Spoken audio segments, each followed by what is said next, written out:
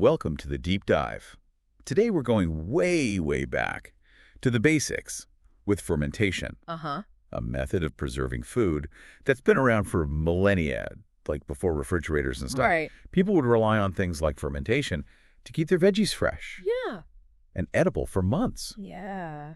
Our source for this deep dive is a YouTube video that dives into how the Amish community, known for their practical skills and self-sufficiency, use fermentation Wow. to this day. That's fascinating. What's so cool about fermentation is it's not just about preservation. It actually transforms the vegetables. Oh, yeah. Like boosting their flavor and Yeah. even adding nutritional value. It almost feels like alchemy. It really does. You're taking ordinary veggies and turning them into something totally different, something tangy Yeah. and packed with. Mm. Good for you, bacteria. The real magic happens thanks to these microscopic helpers called lactic acid bacteria. Oh, wow. They're naturally present on the surface of vegetables, and when they're given the right environment, they get to work breaking down sugars and producing lactic acid. That's what gives fermented foods their signature tangy flavor. And those lactic acid bacteria, they're not just creating flavor. Nope. They're also producing probiotics, Exactly. which are incredibly beneficial for our gut health. Probiotics are these live microorganisms that, when consumed in adequate amounts, can contribute to a healthy gut microbiome.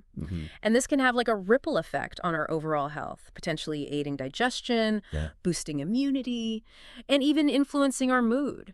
It's like having a tiny army of beneficial bacteria working hard to keep you healthy from the inside out. I love that analogy. And the best part is that fermentation has been practiced for centuries across so many diverse cultures. It's not just some trendy fad. Oh, no. It's a time-tested technique that connects us to the culinary wisdom of our ancestors. Absolutely. We see evidence of fermentation in ancient civilizations around the world. Oh, wow. Like, for instance, the ancient Romans had garum. It was this fermented fish sauce that was a staple in their cuisine. Interesting. And in Korea, kimchi, Yes. which is a spicy fermented cabbage dish, has been a culinary cornerstone for centuries. If you're finding this deep dive How bad? as fascinating as I am, don't forget to like and subscribe. Yes. Now let's talk about the Amish approach to fermentation. Okay. What I find so intriguing is their emphasis on simplicity and practicality.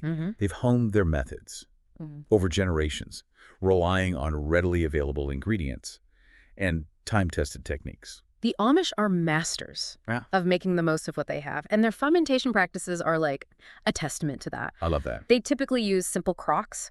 These are like earthenware pots designed specifically for fermentation. Okay. But the video emphasizes that wide-mouthed jars work just as well. No fancy equipment needed. Nope. And when it comes to choosing vegetables for fermentation, the video highlights sturdy, flavorful options like cabbage, carrots, and cucumbers. Those are excellent choices because they have the right texture and sugar content to ferment well. Like, imagine biting into a crunchy, tangy, fermented carrot.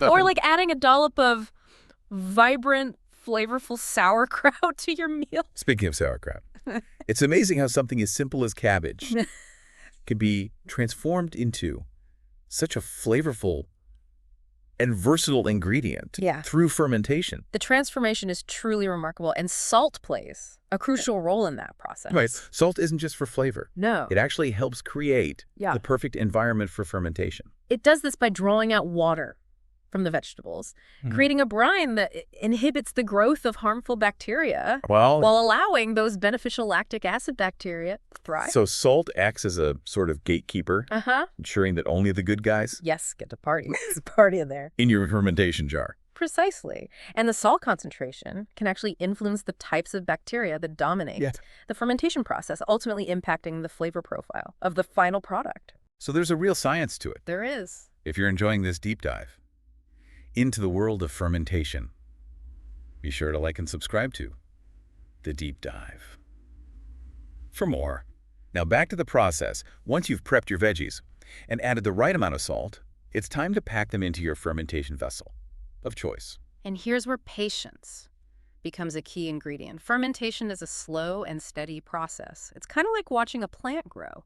You need to give those beneficial bacteria time to do their work. breaking down sugars, producing lactic acid, transforming those ordinary veggies into tangy, probiotic-rich delights. It's a reminder that good things come to those who wait. Right. But how long are we talking here? Yeah. Days, weeks? The fermentation time can vary depending on a few factors, like Yeah. the type of vegetable you're fermenting, the temperature, and the desired level of tanginess. But generally speaking, most vegetable ferments will be ready within a couple of weeks. Okay, so it's not an instant gratification kind of thing, but the anticipation builds the excitement. And while we're waiting, what should we be looking out for? Any signs that things are progressing as they should? Absolutely. Keep an eye out for those telltale bubbles and fizzing. It's like the vegetables are whispering, hey, we're busy fermenting here. Ah, You might even notice a slight change in color as the fermentation progresses. it's almost as if the vegetables are coming alive, transforming right before our eyes. In a way, they are. And as tempting as it might be to peek and sample along the way, try to resist the urge to open the jar too often. You want to maintain that anaerobic environment, meaning an environment without oxygen, to allow those beneficial bacteria to flourish. So hands off the fermentation jar. It's like giving those little bacteria their space to work their magic. Speaking of space, what about storage? Where's the best place to keep those fermenting veggies while they do their thing? The ideal environment is cool, dark, and relatively stable in temperature. The Amish often store their ferments in root cellars or basements. But like a cool pantry, or even a spot in the back of your refrigerator will do the trick. So no need for any fancy equipment or specialized storage solutions. And once the fermentation is complete, how long will those delicious, tangy creations last? With proper storage, fermented vegetables can last for months, even a year or more. Really? It's a testament to the remarkable preserving power of this ancient technique. A year of tangy, probiotic-rich goodness. Now that's what I call a worthwhile investment of time and effort. And I bet there are tons of creative ways to enjoy those fermented treasures. Absolutely. Fermented vegetables are incredibly versatile. They can add a burst of flavor and texture to just about any meal. If you're loving this deep dive into fermentation, don't forget to like and subscribe to The Deep Dive for more fascinating insights. Now back to those delicious possibilities. Where do we even begin? Well, we could start with the classics. Like sauerkraut, for instance, is a natural pairing for hearty dishes like sausages, roasted meats, and even grilled cheese sandwiches. It adds a tangy complexity that cuts through richness and elevates the overall flavor profile. It's like a culinary yin and yang, right? The richness of the meat balanced by the tanginess of the sauerkraut. Precisely. And for those who prefer a bit of heat, kimchi is an excellent choice. Its spicy fermented flavor adds a kick to stir-fries, noodle dishes, and even eggs. I love adding kimchi to my scrambled eggs in the morning. It's a delicious and unexpected way to start the day. It's a fantastic way to incorporate those probiotics into your breakfast routine. And let's not forget about pickled vegetables. Their crunchy texture and tangy brine make them a delightful addition to salads, sandwiches, and charcuterie boards. Pickles are like the universal crowd pleaser, right? Yeah. Everyone loves a good pickle. Yeah. And speaking of crowds, I once made a batch of fermented carrots for a potluck, and they were a huge hit. People were surprised by the bright, tangy flavor and kept asking for the recipe. It's amazing how something as simple as fermented vegetables can spark culinary curiosity and create a sense of community around food. Absolutely. It's like sharing a little piece of culinary history and tradition. And that's what's so special about fermentation. It's more than just a method of preserving food. It's a way of connecting with our culinary heritage, embracing the power of natural processes, and creating delicious, nourishing food that benefits both our bodies and our palates. It really is amazing how something as ancient as fermentation is experiencing like a resurgence in popularity. It's like we're rediscovering this culinary gem and realizing its potential to enhance both our health and our meals. It's true. We're seeing fermented foods popping up everywhere, from trendy restaurants to grocery store shelves. Yeah. It's become a culinary movement with people experimenting with new flavors and ingredients, pushing the boundaries of what's possible with fermentation. But amidst all the hype and trendy ferments, it's fascinating to circle back to the Amish approach, which emphasizes simplicity and tradition. They've been quietly mastering this technique for generations, relying on time-tested methods and readily available ingredients. The Amish approach reminds us that fermentation doesn't have to be complicated or expensive. It's something that anyone can do with a bit of knowledge and patience. And it's a testament to their resourcefulness and self-sufficiency. They're not swayed by fleeting trends or fancy equipment. They focus on what works, and their methods have clearly stood the test of time. If you're enjoying this deep dive into the world of fermentation. Be sure to like and subscribe to stay tuned for more fascinating explorations. Now, as we wrap up, I think it's worth reflecting on what we can learn from the Amish approach to fermentation. Absolutely.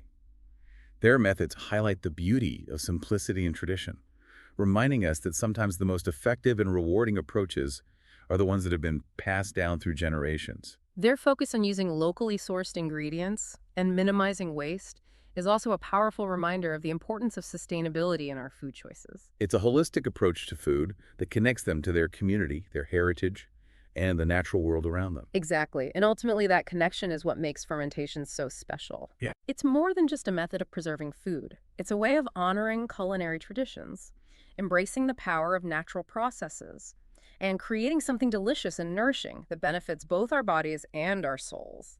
So if you're feeling inspired to embark on your own fermentation journey, don't be intimidated. Start simple, experiment with different vegetables, and don't be afraid to make mistakes.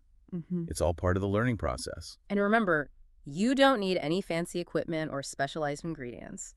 A simple jar, some fresh vegetables, a bit of salt, and a dash of patience are all you need to unlock the magic of fermentation. Who knows?